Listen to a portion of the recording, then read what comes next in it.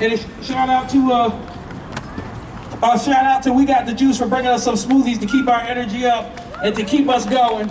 And then also too, before I bring Dennis up, when we get ready to march, if everyone would be so kind to grab one of the big signs on the side to march with us, that will be fantastic, and we'll meet up at the stadium to give them back to Amy. Thank you very much.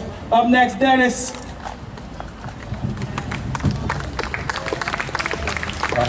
Hello, thank you guys for being out here and showing up. You know, first of all, you have to show up to do anything. So if you don't show up, you know, like you said, you see a lot of greenery, but it starts somewhere. You don't have to be great to start, but you have to start to be great. So I want to thank everybody out here. You know, I'm from California. I just flew in yesterday. You know, my mom lives here, so this is like my community. I'm here for the summer, and I'm here to do whatever I can to influence and educate, and I'm an entrepreneur. So basically, without any money, we can't do nothing. You know, we can talk about it, but at the end of the day, you know, I love everybody. I'm from the Marine Corps, been to war for this country, like Evelyn Clark says, you know. I've been there, I've done some killing, I've seen some stuff, okay? So I come back here, like she said, and I get harassed. I get thrown in the car. I get told they were unhappy because they didn't get to go to the military. So they beat me, they harassed me, they harassed my family, my dad. But that's okay, I'm here now. You know, it doesn't make a difference how we go down, is how we stand up. A child falls, but they get back up, okay? So that's what we have to do, get back up, get back into this fight. And as an entrepreneur, I always say, you know, it doesn't make a difference what you do, but if we had the money, the politicians, it's like any other race. I'm not mad at it. I got Jewish friends, Korean friends, Caucasians, Japanese. I fly all over the world. Everywhere I go, I see the same stuff in other lands too. The people of color are being at the bottom of the line. I'm like Marcus Garvey. I went all around the world. I'm looking for the men of the presidents, the men of importance. Where were they? They weren't. So he said he would build them. I like hanging out with Martin. I like hanging out with brothers like that, people who are making an influence and doing things in this world, because without our influence, we're just gonna fall. If you can't stand for something, you fall for anything. And what we're doing here is we're going around teaching, not only to go to, you go to school and you see that what's happening out there, the jobs, they don't want you.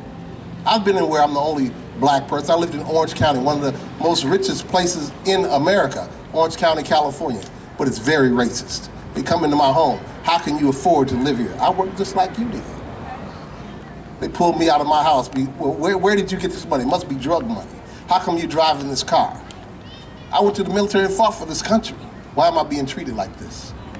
But this is what's going on. Until I became an entrepreneur. I said, I'm not gonna work for nobody else. I vowed that in 2008. Now I go around employing people. I show them how they can build themselves. It starts with a mindset. You have to believe that you can achieve. And once you believe that, you can have anything you want. We gotta quit going and asking for a job. A job is just over broke. Create the job. You have to go out there and create. Frank is creating things. Harambe is creating things. We have to go create and make it happen. We can't sit by the side and be looking for a handout. They promised us 40 acres and a mule. Do you see it? You know what the problem is? You know, everybody here, we're human beings. We love one another. First thing is love. The Native Americans, they were here, they say, hey, come and have whatever land you want. But somebody else said, I'm gonna take it, it's mine, get off it. You know what I'm talking about. So now we have to stand up, and when we have economic power, we can go into there and take what we want. We don't have to ask for anything. I just came from Chicago, where they're talking about charter schools. And they were like, you know, we don't need charter schools. We need independent schools. Because when you get a charter school, you're still asking for a handout, and they write your curriculum. We have a different type of history. We have a different type of culture. We move differently, but we are still the same. But we have to know about us. We know about them. We know about all their history, but do they know about Queen Nzinga? Queen Nani? Do they know about Mansa Musa, the richest man on earth? $400 billion, but we're talking about Bill Gates. You know, this is what we talk about. We're talking about family. Family, it starts with the family, with a man and a woman, or just a family. You're building a child like the young man just talked up here. Start with your family. From your family, you build a clan. From that clan, you build a village. And that village, you always say, it takes a village to raise a child. You plan with that village. That village becomes a nation. That nation becomes a dynasty and an empire. And it has to start from the ground up. I went to boot camp, basic training. It's got to go back to the basics. If you're not trained from the basics, your house is going to burn down. It's house of cards. So we have to build, and build, invest in each other. If you see, we spend as African Americans $2 trillion a year in this country. But where is it reciprocated? It's not even reciprocated amongst ourselves. We spend 3% with each other. But if next time you see somebody that has a black-owned business, go out there and support it. Because we're the only ones that's going to support ourselves. And if you don't support ourselves, why would somebody else support me? I wouldn't get supported if you don't support me. If you come out here and look around, I love seeing people do their own businesses. Because now we can make the economic power. We can buy our politicians. I'm just telling you straight out. The politicians told me, hey, listen, I know your people vote. I love it, but they ain't coming here with $300,000. Let's think about your job. When your job pays you, who are you loyal to? The job. I can't do this, man. I gotta wait. I gotta go to work.